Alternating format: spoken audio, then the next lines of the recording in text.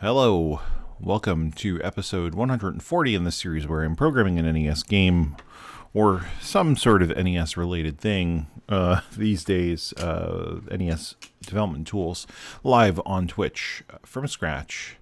Let's get going. So, do I have the right thing up already? I do. Okay, cool. So today we are going to be doing a couple things. One is we finished getting these meta tiles exporting out properly, which is good. The colors were a little weird, but we managed to get that fixed. It turned out to be more complex than I thought, and so it was a pretty long stream last time. I'm going to try and keep this one relatively short. I have a few things I need to do for work, and we were supposed to we have review related stuff that's supposed to be done by tomorrow, and every day I was like, oh yeah, I'm not going to wait till Friday, and well, it's like, oh crap, today's Thursday, so here we are. But I wanted to implement something that MDTA UK suggested on one of the comments on the last video, because it's a good suggestion. And then we will start the process of changing over the code that reads these meta tile lists to instead use the generated meta tiles that we are creating here. We're going to have to come up with a way of naming the files so that they're unique. That should be relatively straightforward. We could probably use some sort of UUID format, or just even put them into a folder that we clean every time. I don't know, something along those lines, but just to make sure that there's no... There was an electrical plug that was barely plugged in. That's no good.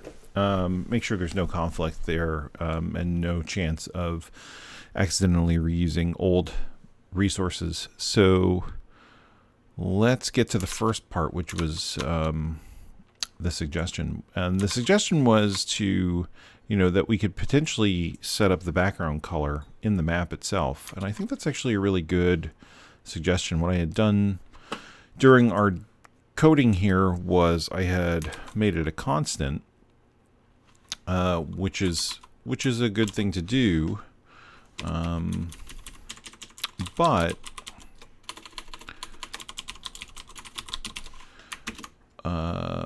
Martin had suggested that the map could potentially configure what the background color is, the default background color, and there's a lot of sense to that suggestion, and that's because just using that black color, while it works, the problem is that in a level like this, maybe you're better off using the blue, right? Because the blue is going to comprise the majority of your stage, and so you can actually potentially save a color by using the background color that is sort of most naturally prevalent in your level. There might be a case where the level is so complex and has very few places where there's a consistent background color, and then it's kind of like we're going to just have to choose one. And additionally, it may be that by that choice, we might run into problems where we run out of colors. I don't know, but we'll see.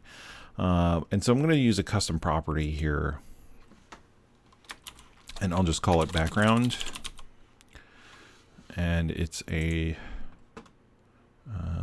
is an int, and then 0e, if that's 14, right?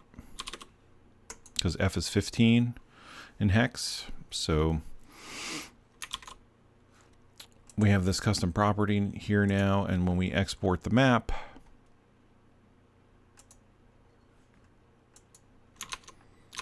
if we go to, I don't think I ever mentioned this, but I was talking to Old School Gamer, who I've had on the channel before. We were doing some debugging stuff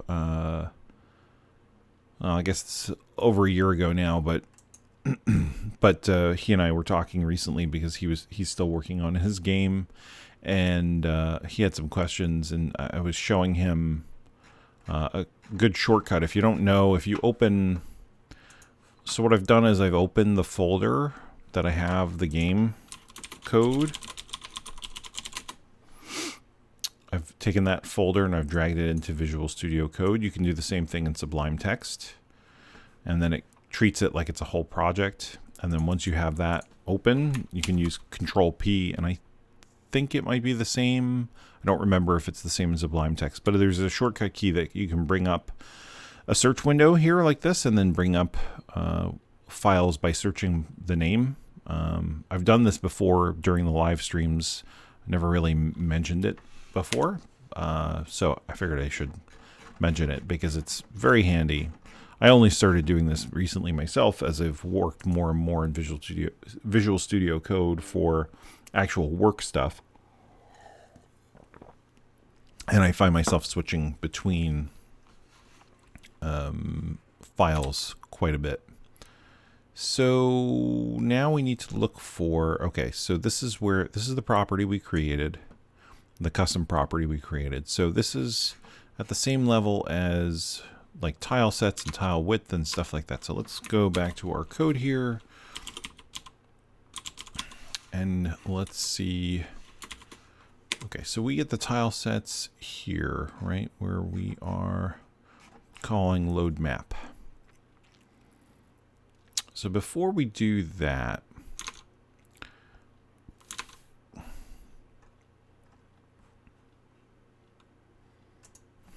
let's do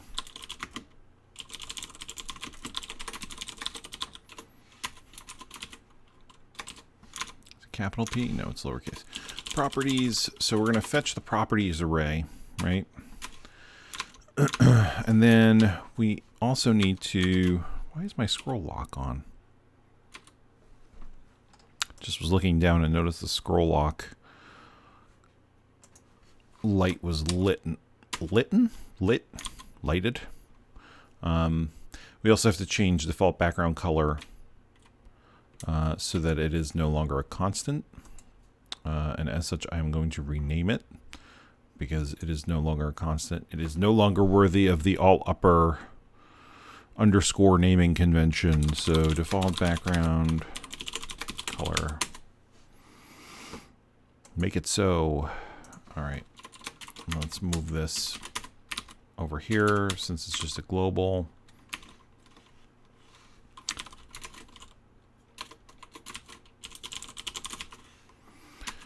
So we have this, we're getting the map properties, and then within the map properties there are objects. So this is similar to what we're doing with other stuff, so just double check that this isn't null.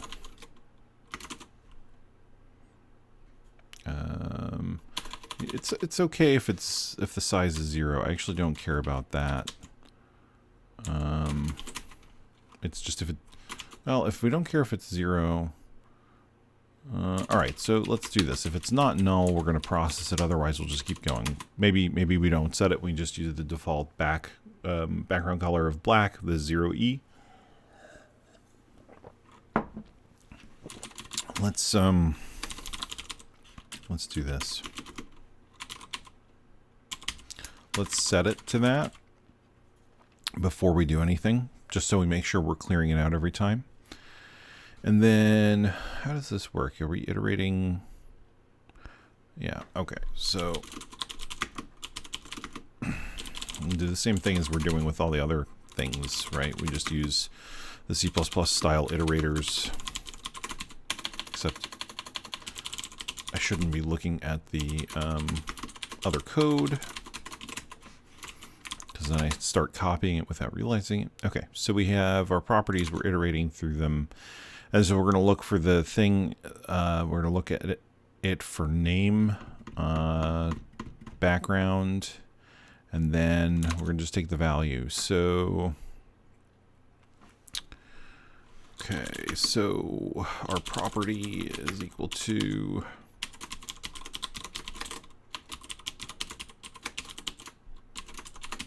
We have our object pointer.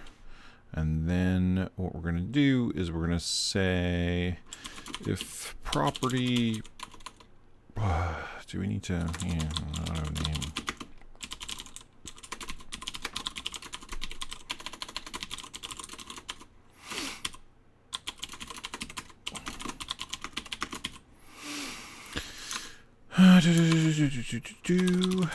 If the name is background.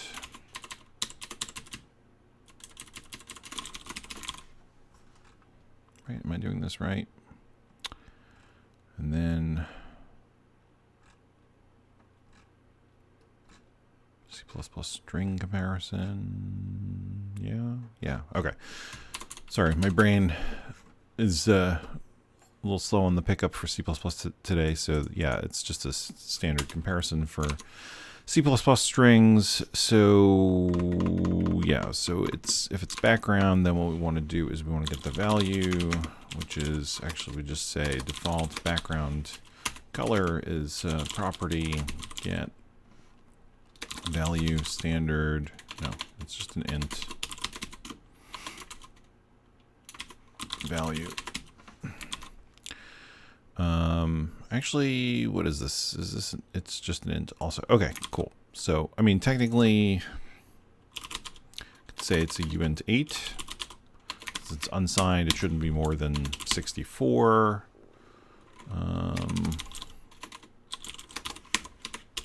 Let's do that. Let's make this a little bit safer, just in case we do something, do something stupid and put in a bad value. We'll make sure that that's not a problem. I just accidentally opened up a bunch of tabs to Microsoft. Okay, let's close those. Thank you. So we have this, and then let's if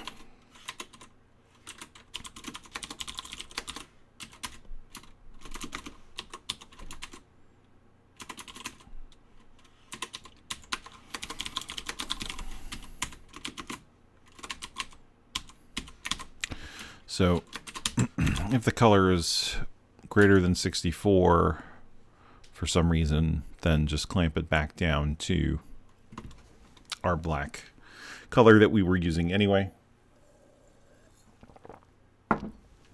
Right?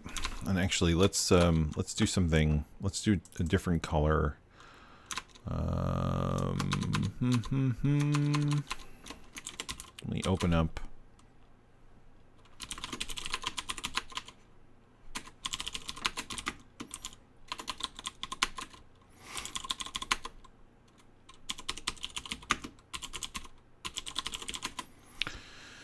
Let's take a look at our colors here. So it was using 0C for the grass. What was it using for the water? I don't remember. I didn't save any of them off. I mean, it looks pretty close to like 12 or 22. Let's go with 22, and then if it turns out that that's no good, we can always reprocess things. But so 22 in hex is 34. Is that right? That's decimal. 34. All right, I got it. My brain's working. Congratulations on doing the bare minimum.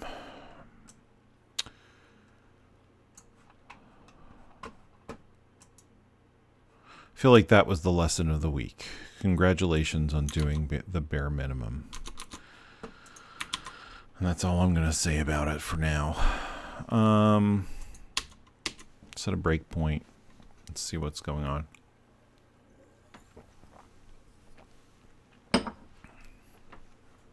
Build errors. I didn't even do anything. Oh, because I have it running and it can't overwrite the executable if it's running.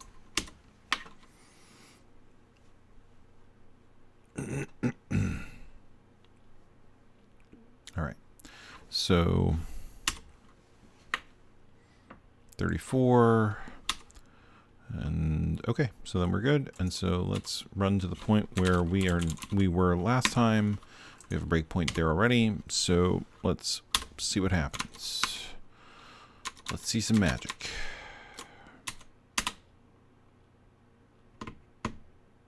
Cool. So, yeah, this didn't do what I wanted. Well, actually, it did exactly what I wanted it to, but because of my poor choice of color, it failed miserably. But that's cool. That's fine, because that is what I was talking about earlier, which is that if we give it bad data, we will get a bad result.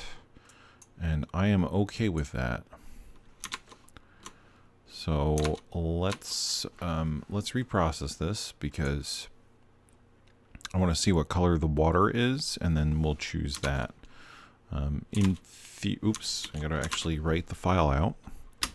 In theory, you would know this beforehand. It's 12. 12 is 18. You'd know this beforehand, and you would not have this problem, but I obviously did not know. So there we go. So there's the world. Hello? Where's my map? Custom properties. Objects. Tile layer. Where'd my custom property go?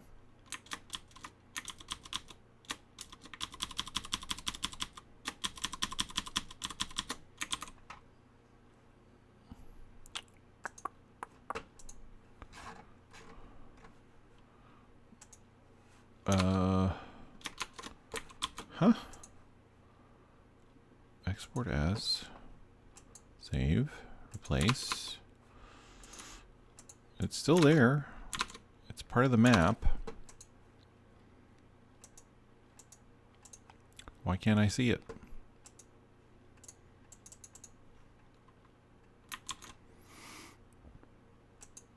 I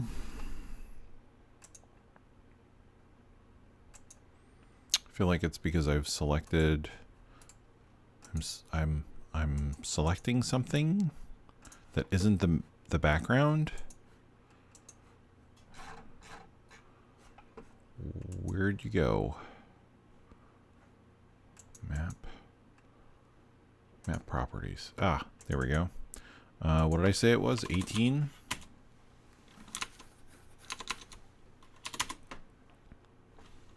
Yeah. Okay, that was weird.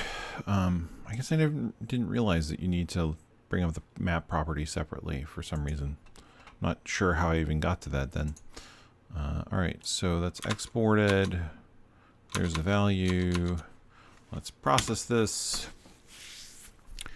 And let's see if this does what I wanted it to do in the first place, which, yes.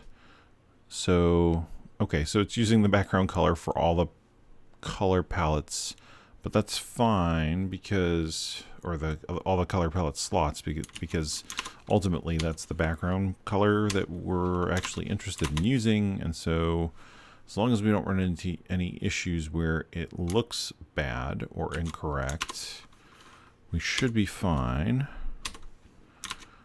Although now that I say that, we are going to run into a problem with the house, because this is using too many colors. But I should have known that by looking at my handy dandy attribute grid. Right, if I use the proper attribute grid, then I wouldn't have the blue.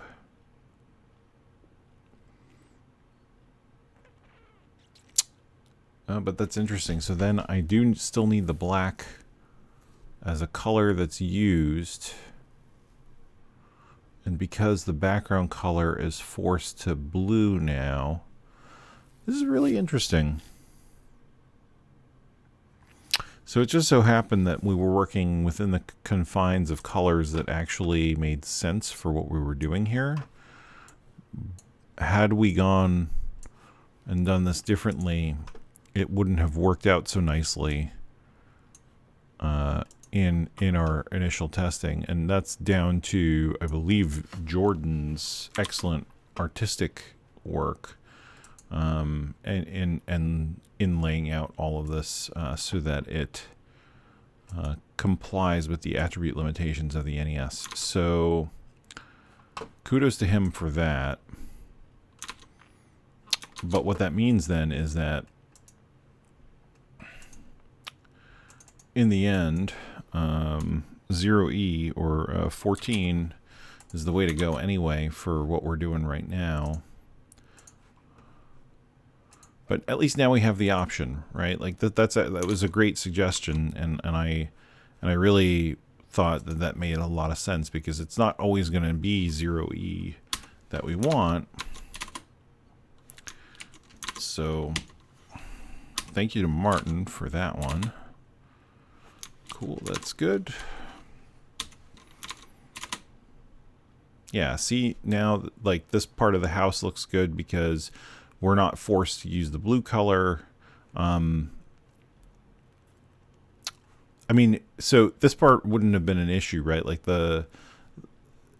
because I fixed this up in the map. Where it would have been an issue is here, where there are more than 3 colors, I believe.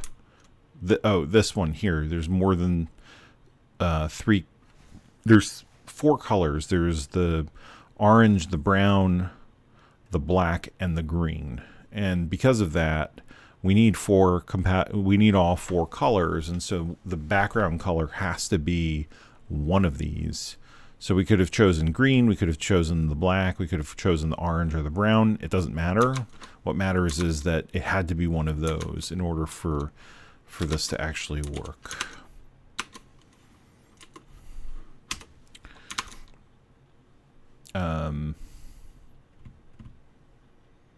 Now, let me think about that for a second. Yeah, that it has to be, because it has to be 4 colors, and the 0 color is consistent across all the palettes. So it's not like we could have used a different background color for this attribute set. There wasn't. As soon as you change it for one, it changes for all. So keep going. Keep looking at these tiles. Yep, that one's good. That one actually uses less colors. And then this one uses exactly the 4. So that's perfect. That came out. Again, that color green is a weird color, and I'm still not liking it, but that's tweakable. Actually curious to see what that would look like in another tool, but we can look at that once we get something usable to build the ROM. And we can look at the palette, and like we could put it into YYCHR and see, or even mess around in Messin. But the good news is that that's all working the way it's supposed to. So now we start the next step, which is we will dump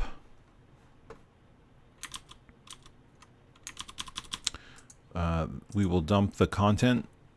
We will not need this anymore. Instead, what we were going to do is we're going to export these meta tiles to files with unique names, and then keep track of them, and then use those as our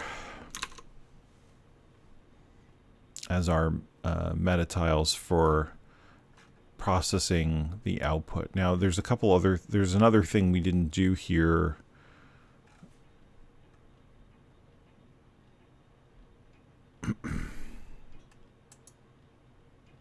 Thinking about this.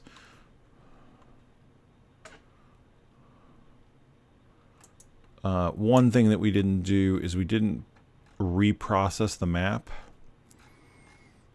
to condense it down to the meta tiles we're creating.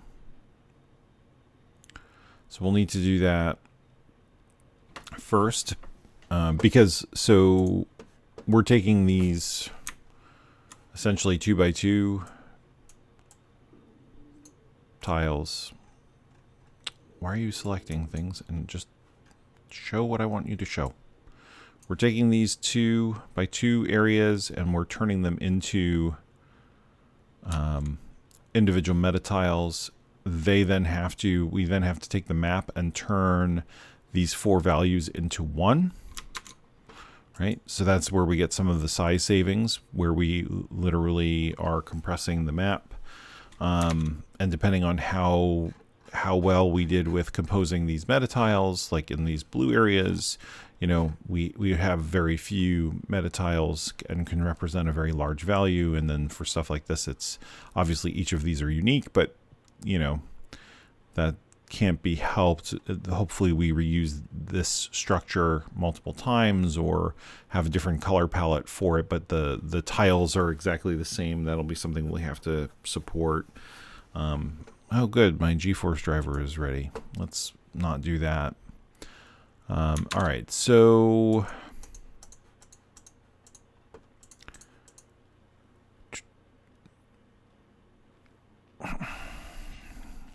we had an issue with the map buffer being not large enough because we're doing 8x8 tiles. We fixed that. So now this is the place where we're doing that iteration.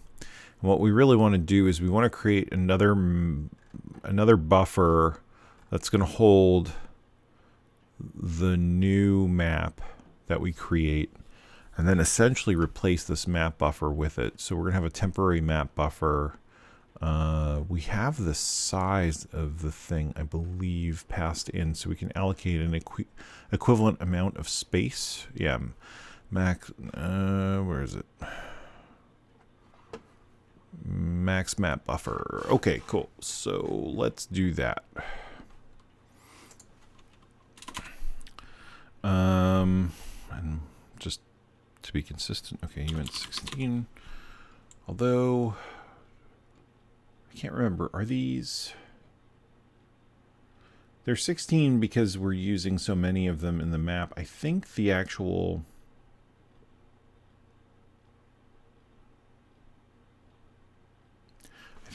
game code uses bytes. I'm pretty sure it does.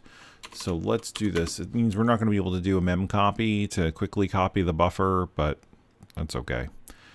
So this will be our meta tile map.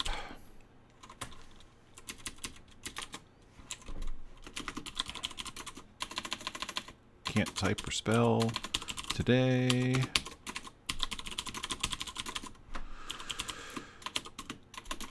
Times max map buffer. We don't need that much, but there's no harm in doing that.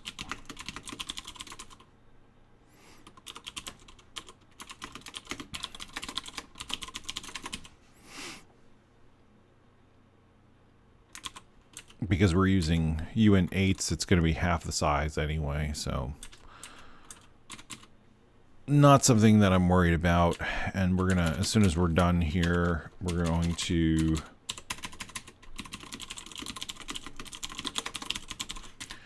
and then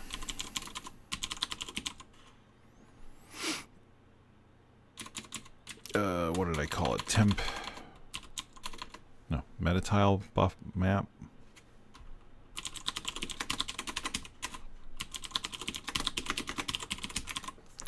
Just did I make a?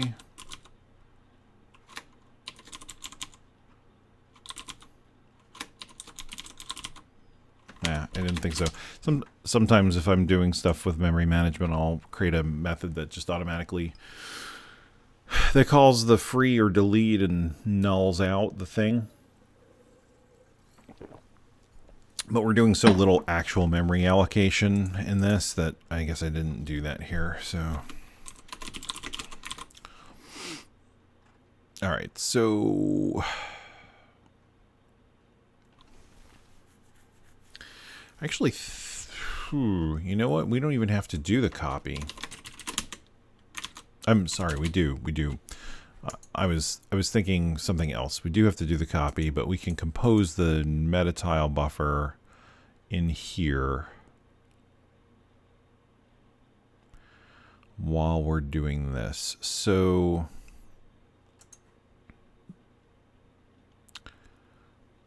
if we find it, we need to know what the index is, because we want to use it.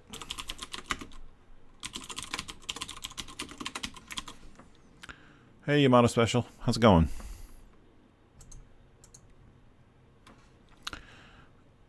All right, so if we didn't find it, otherwise,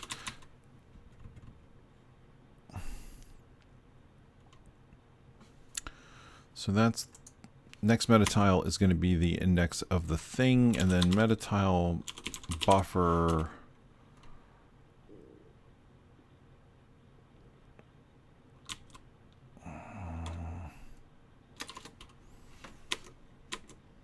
What did I call it? Meta tile map, meta tile buffer, whatever. Meta tile map.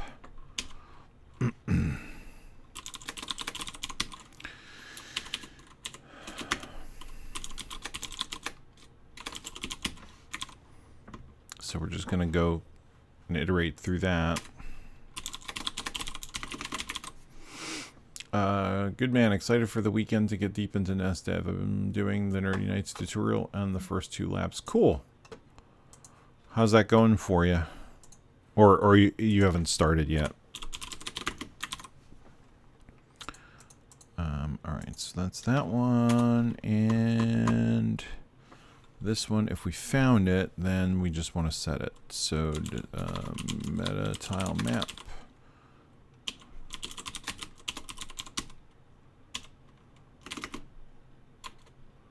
No. New map index.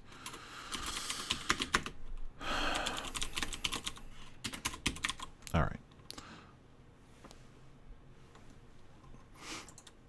I heard a noise. I thought maybe it was the dog, but I guess not, because he's sleeping in the chair over there. I don't know why the stream rate is so inconsistent tonight.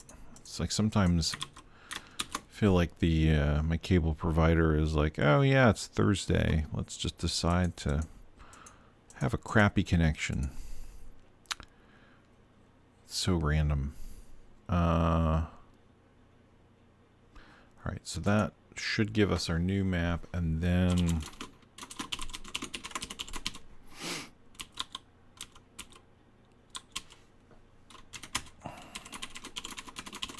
just, what is that type? It's an unsigned int.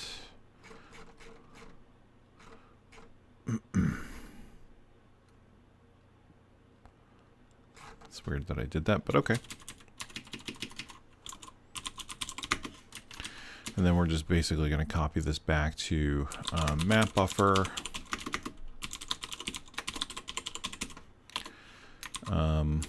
Actually, just for the sake of keeping things clean and potentially error-free, or at least highlighting any sort of errors that we might run into, I want to erase this whole thing before we copy the new map into it. And then we clear that. Okay, so let's see how that goes first, because it's relatively straightforward. But let's see. So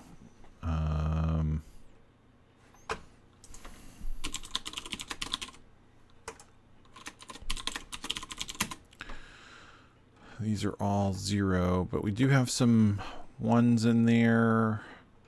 We should have an area of like 2, 3, 4, and 5, I believe, for, yeah, 2, 3, 4, 5. That looks good.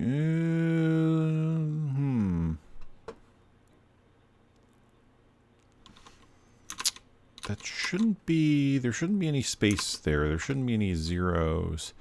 Oh, it's because map buffer is 16. Metatile map. If we look at metatile map here, we should see them just contiguously. 4, 5, 2, 3. Okay, cool. That actually looks good. Going well. I'm still trying to figure out if making a crafting survival game on the NES is a futile effort. I think it's possible, But I'm wondering if the memory limitations basically mean that there's a limit on features due to code being only 32K big. So, yeah, I mean, you have 2K of RAM. I mean, the 32K is, a limitation. It depends on what kind of mapper you're using. Which obviously that adds complexity to your code if you're just using something simple like NROM. Well, you are going to try and do it in assembly. Okay. Cool. So yeah, if you're using something like NROM, then obviously you're limited to no mapping, no banking your code, and no banking your image data. So yeah, there are limitations there. I mean, it depends on the complexity too of what you're trying to do. Like obviously, I mean, just thinking through, like Breath of the Wild's crafting. Well, that's more of the recipes, I guess. Animal Crossing's crafting, is pretty straightforward in terms of like, I mean, you're literally just saying like, I've got, if you want this type, you need these other types, right? It's kind of like just a lookup table. And the complexity comes from the iterations and then the process of building the types, right? So the complexity of saying,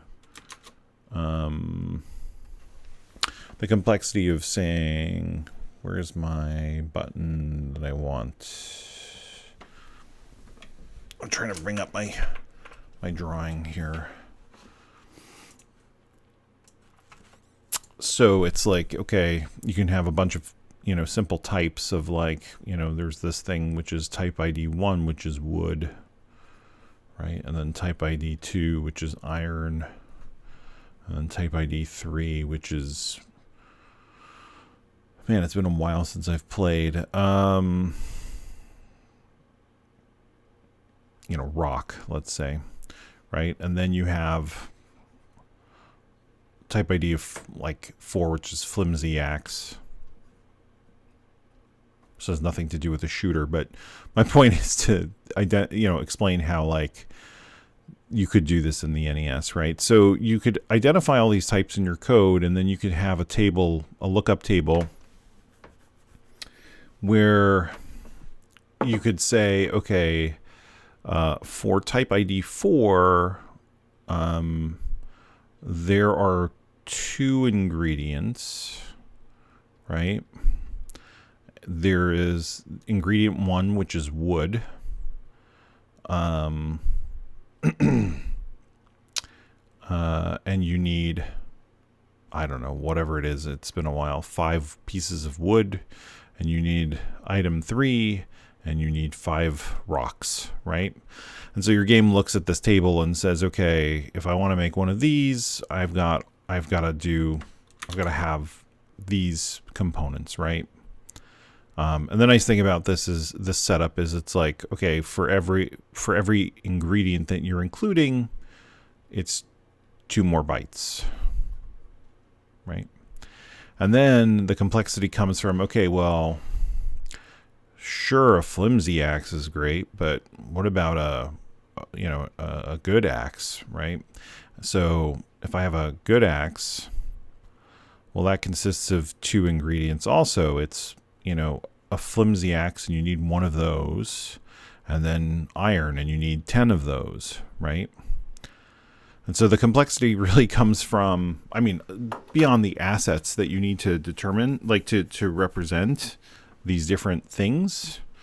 The complexity comes from this table that you're composing, and how many of these combinations and recipes that you have for composing these things, right?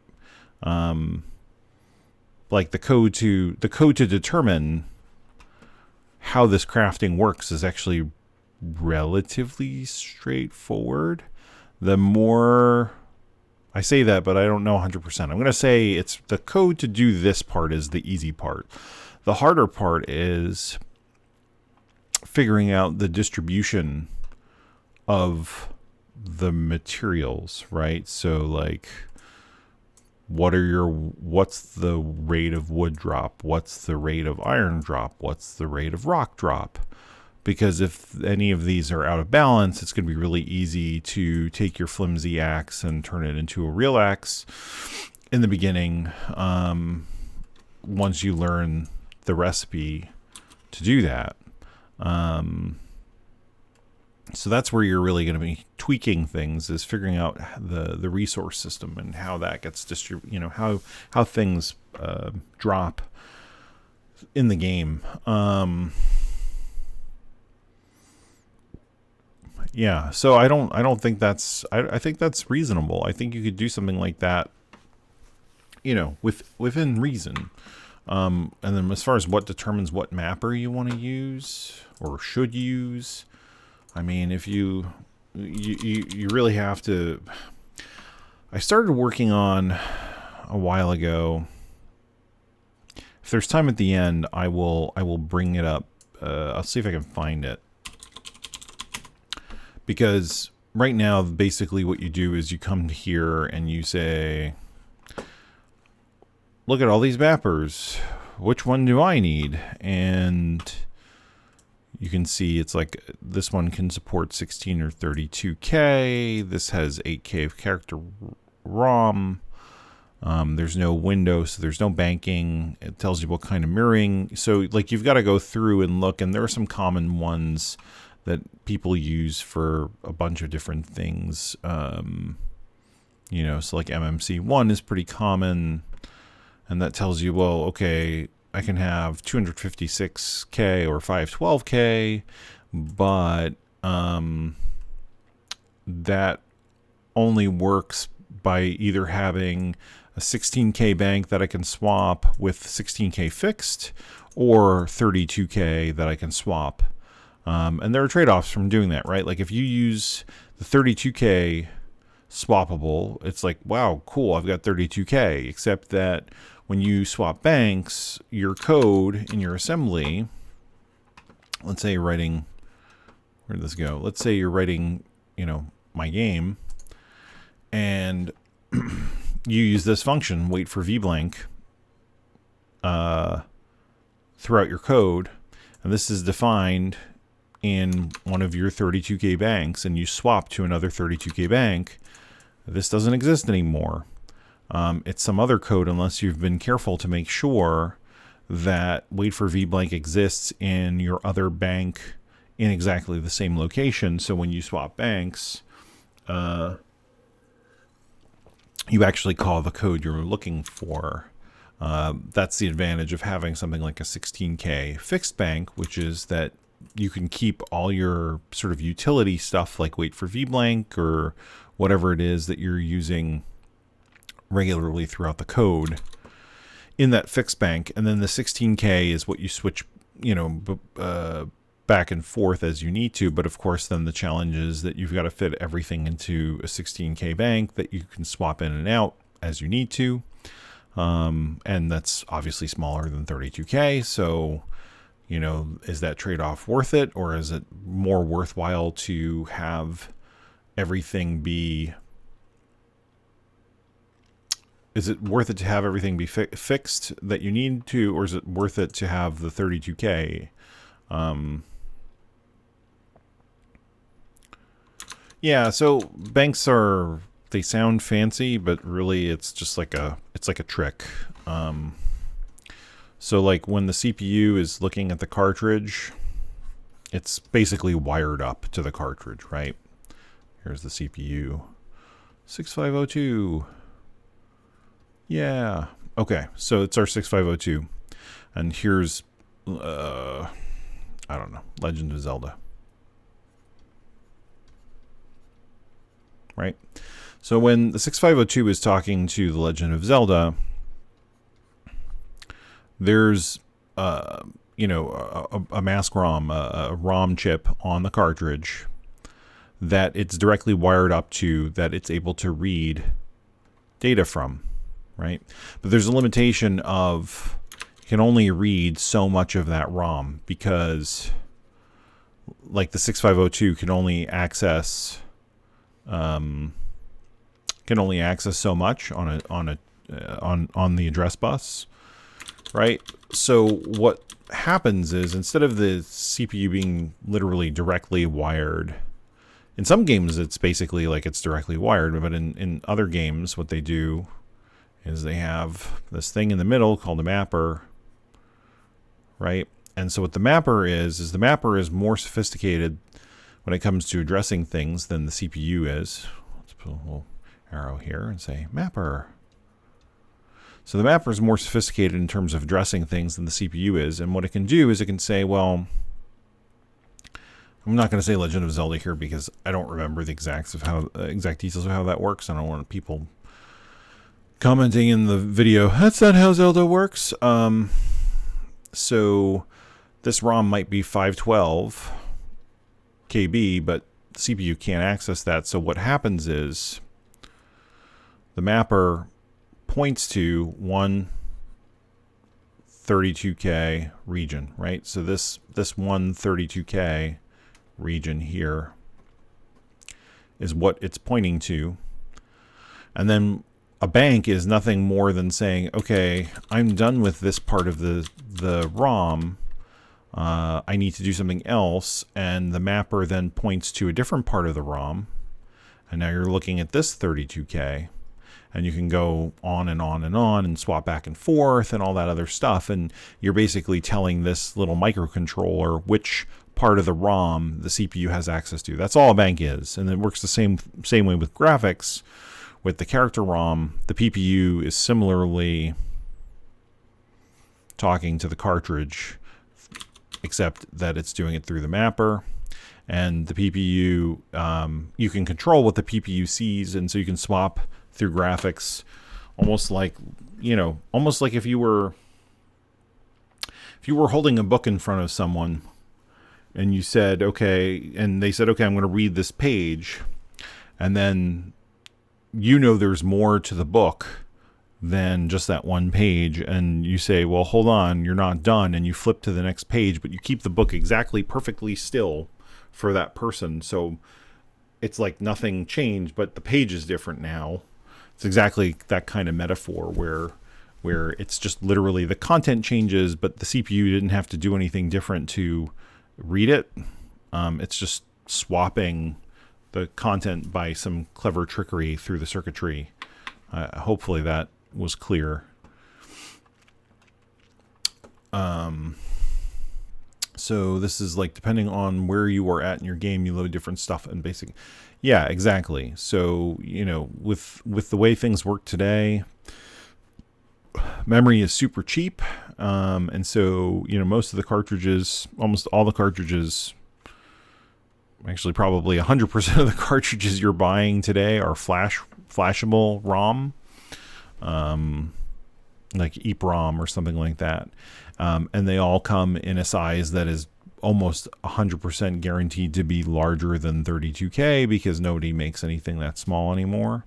And so what these boards are just doing is they're just exposing just the 32K to the CPU so that the NES thinks it's just an NROM board, where it's just directly reading like it's the most simple basic form, even though probably some of the things that are on these cartridges are more powerful than the NES CPU in some ways. So there's a limit on how much memory you can have in a cart. Like, you could make a really big game then. Yeah, I mean, you could, right? Like, but then that bumps up the cost of the board. So, depending on what you want to do, if you go to like Infinite NES Lives and look at his hardware, and you look at his cartridge materials, oh, he doesn't have anything? Oh no. Oh man. Okay. Well, I didn't realize Paul didn't have anything in stock right now. Can I just see? Can I see anything? No. Okay, because he's working on his multi-mapper board. All right. What's the other thing? Somebody in the chat. It's hard to hear you. My 2-year-old is screaming bloody murder. Sorry. I'll bump my volume a little bit louder. Hopefully that'll help. But what is the name? I'm trying to think of something with an M. Muramasa? Is that right? Yeah, Muramasa. I just spelled it wrong, but yes. So if you look at his boards, or I shouldn't say his, I don't know. If you look at the Muramasa boards,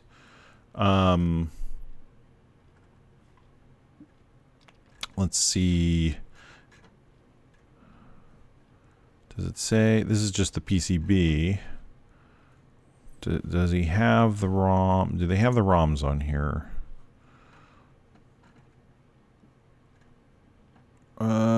These are just PCBs. But anyway, so my point is, yeah, the sizes of the flash can be whatever you can afford to put on the board that makes sense, assuming that there's a mapper that can address it. Because that's the other thing. It's like you can't put an 8 megabyte EEPROM on your PCB if you don't have a mapper that can address all 8 megabytes, because then there's literally no point.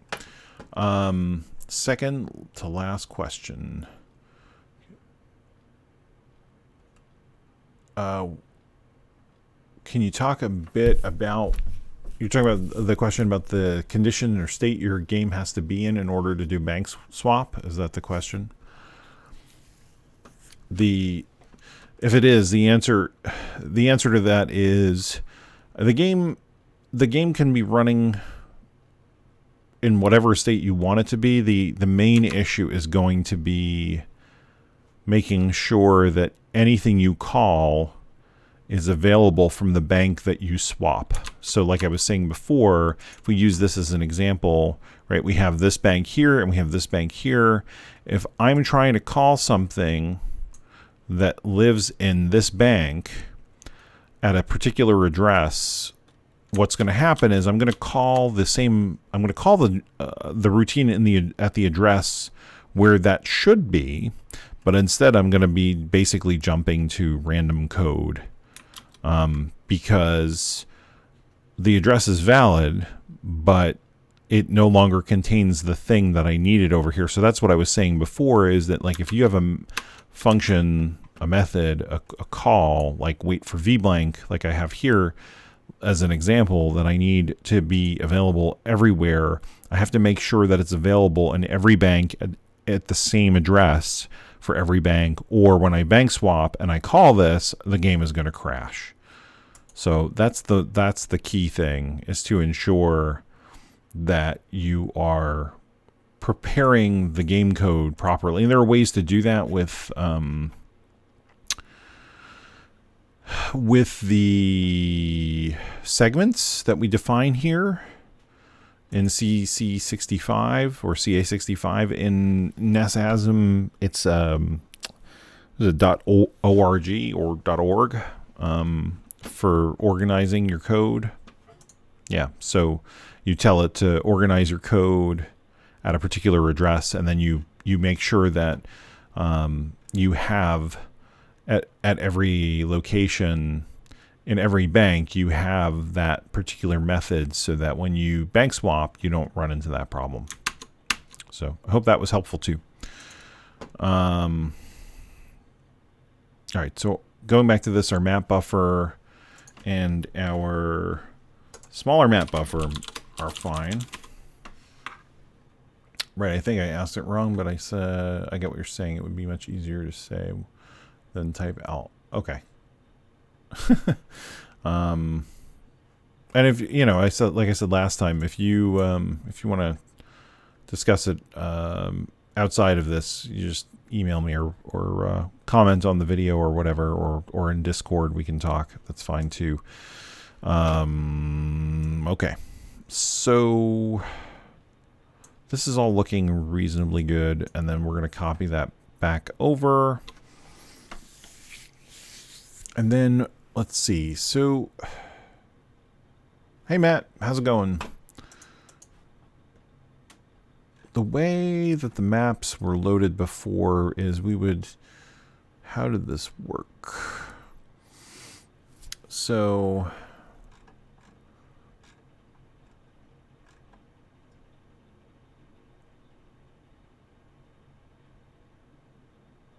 Okay, I'll at the end of this the stream, I'll let you know what it is. I'll put it up on screen so you can reach me.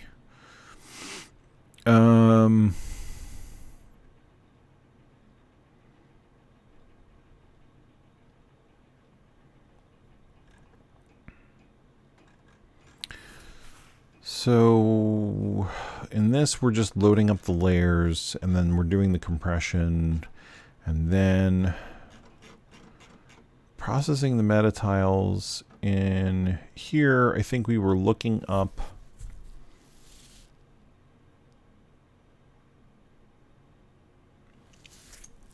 yeah, sure, no problem. I'm happy to help. Let me see. I'm trying to figure out how this all worked. So when we iterated through the tile sets, basically we were looking for the tile sets that are used and the first GID. So that, I mean, that actually doesn't matter as much anymore. Actually, no, I take that back. It does matter, but it's different because now instead of being the individual tile sets, which we are mapping to, okay, I'm sort of remembering now. So what we were doing was we were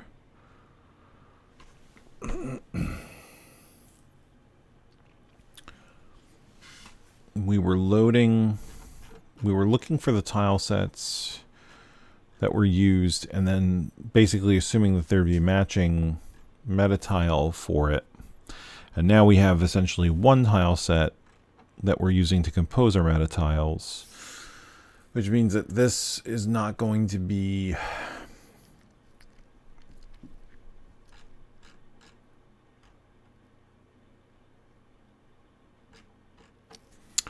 what we want.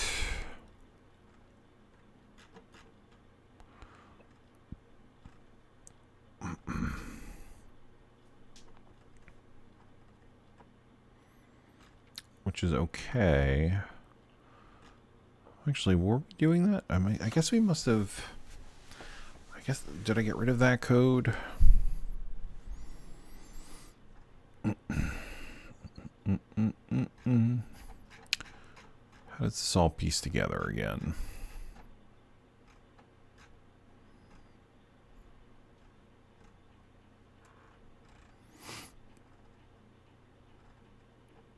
Tile sets. Meta tile count is less than max meta tiles.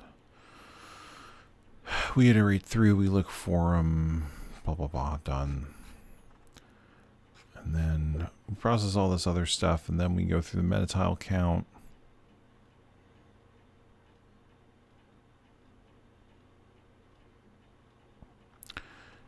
If it's in the object GIDs, then we say, okay, I don't care about this because it's an object and not a background thing. And then here is where we're actually generating those meta tiles. Here's where we are loading the image of this map meta tile thing.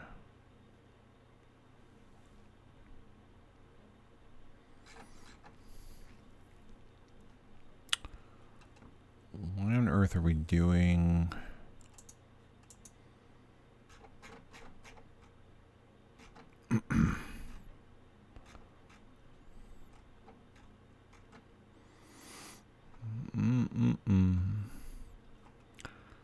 Map meta tiles. Okay, so this is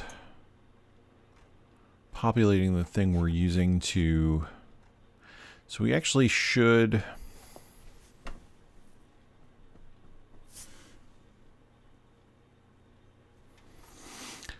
It's... Sorry for the silence here, but it's because I'm kind of like in my brain recompiling how this worked versus how it should now that we've made this change. And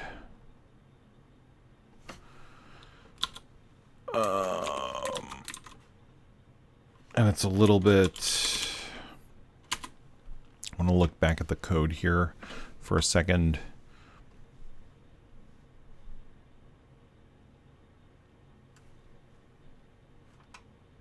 If source tree ever opens.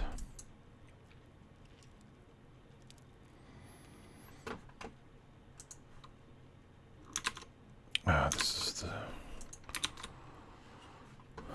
And then I am at 1468 or thereabouts. No, there's no go to. Okay, fine. I really should just get beyond compare on here because it is so much better. Okay, so... Okay, here's this code. Oh, okay, so it was never doing any of this stuff. It was instead just loading the image into that thing, which doesn't really matter anymore. But what we do need to do... Okay, so what we need to do then is, after we've done this step, we need to essentially load each of these ones that we're saving out into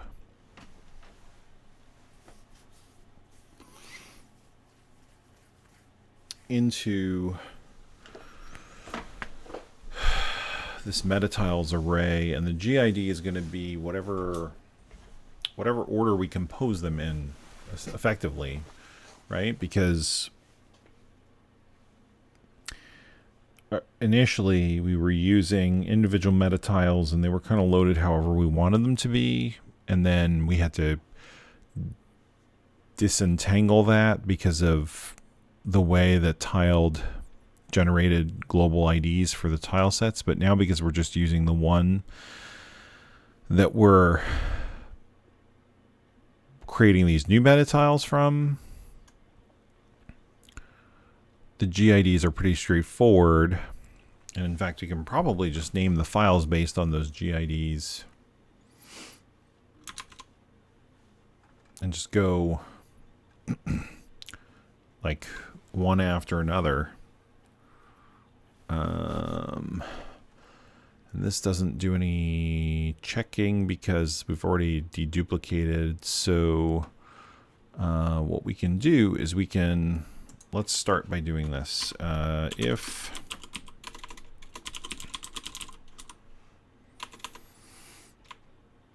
where is it?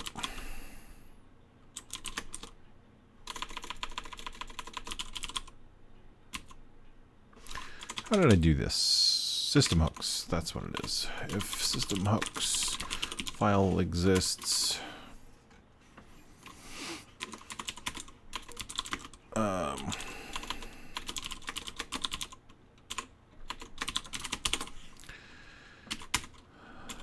being very lazy here.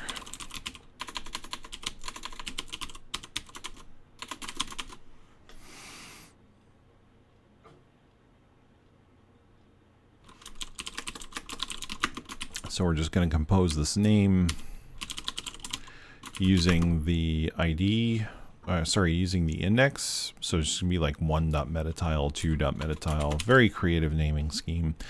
But it will help us in the end. I'm missing a parameter, which is the size of the buffer, right?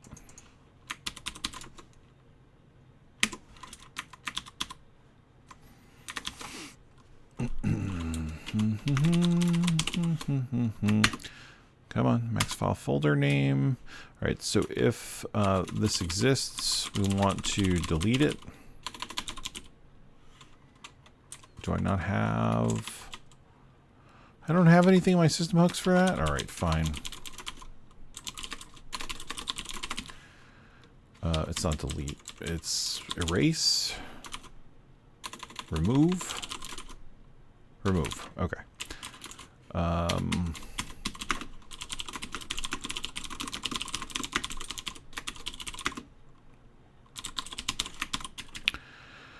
not going to deal with that right now. So let's save the meta tile to... Great. So that's going to save that meta tile. Now we should be able to get through all of this, and let's say we'll stop here, and we should have like 5 meta tile files that we created, and they should be the ones that we were looking at while testing this. Oh, there's 6 because it's 0 indexed, and that's fine. So if we check them out, everything should be as expected.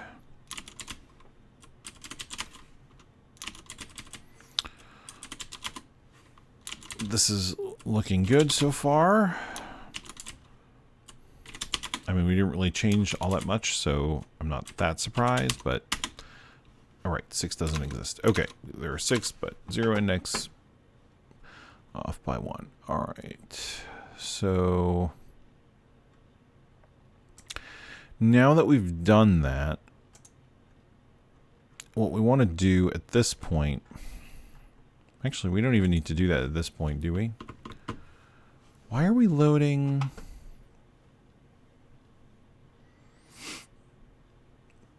I want to know, why are we loading the images? What are we using that for? It's an array of, oops. Load map. So, yeah, what is this used for?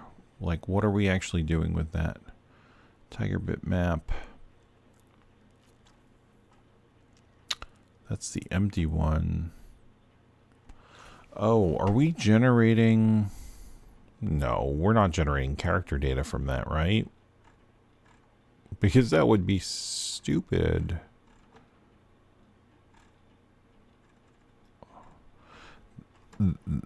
That's a joke. We might be, because I could have done something stupid, but it doesn't look like it. I mean, we shouldn't be. Metatile max. Why on earth? Why are we doing this? We create it. A bunch of pointers to it. We load the map. We load those images in. We set the 0 element to an empty bitmap, and then we never use it. I am going to propose that we get rid of this because it is nonsense. I must have been thinking that at some point I needed to return those for some reason. Maybe to like render a full-size map. But clearly we do not need to do that. And that might have been as a result of, like, in the beginning trying to display the map and using the asset tool as like a tool for building stuff rather than just as a conversion tool and automation tool. Yeah, so we don't need this anymore because there's nothing to free. And then let's see. I think the only other thing we're doing is we're loading the bitmap into that, or the image into that, which is a complete waste of time. So that's good. That's gone.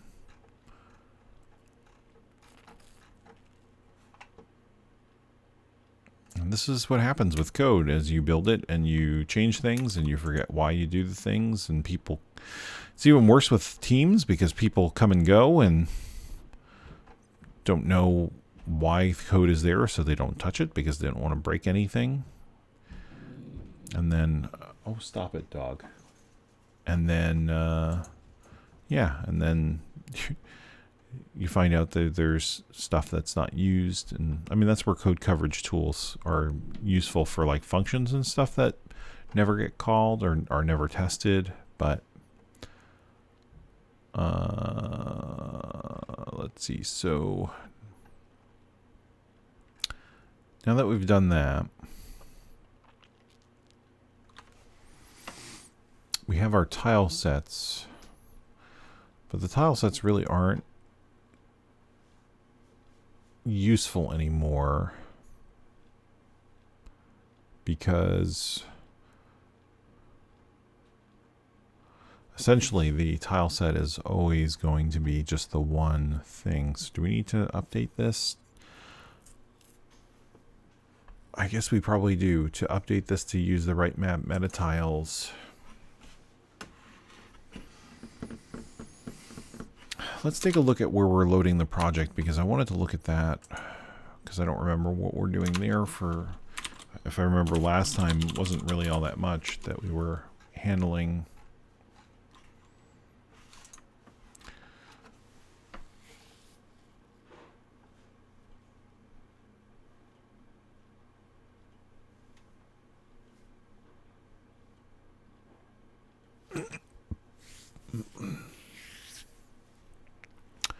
No longer processed from the JSON, but rather it's loaded in the load map. We're getting the absolute path of the thing. And then we're putting it into the project files.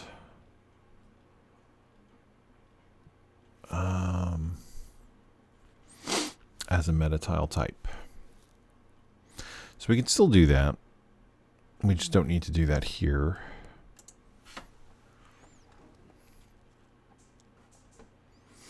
So we can comment this out.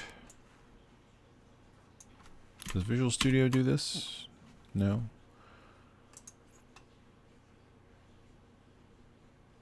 I thought maybe they'd implemented just commenting. Oh, they do. It's Control K. I don't like those multi-key shortcuts.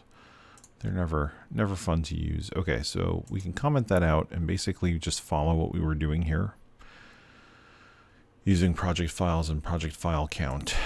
So let's do that, and then probably we'll wrap tonight because it is, how far are we into this right now? About an hour and 20 minutes. I didn't get as much as I wanted, but we're, you know, making steady progress.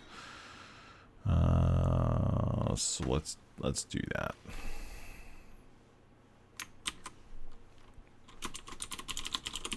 So in this section, let's populate that. So project files, I believe. Oh, that's not.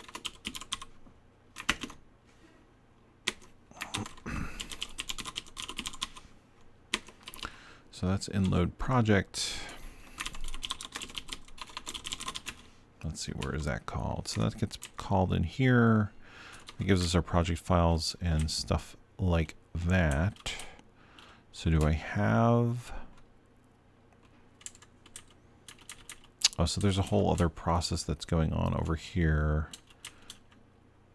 We'll have to look at that too, because I did not take that into account. And then we do the export map, which calls load map. We're gonna have to pass the project files.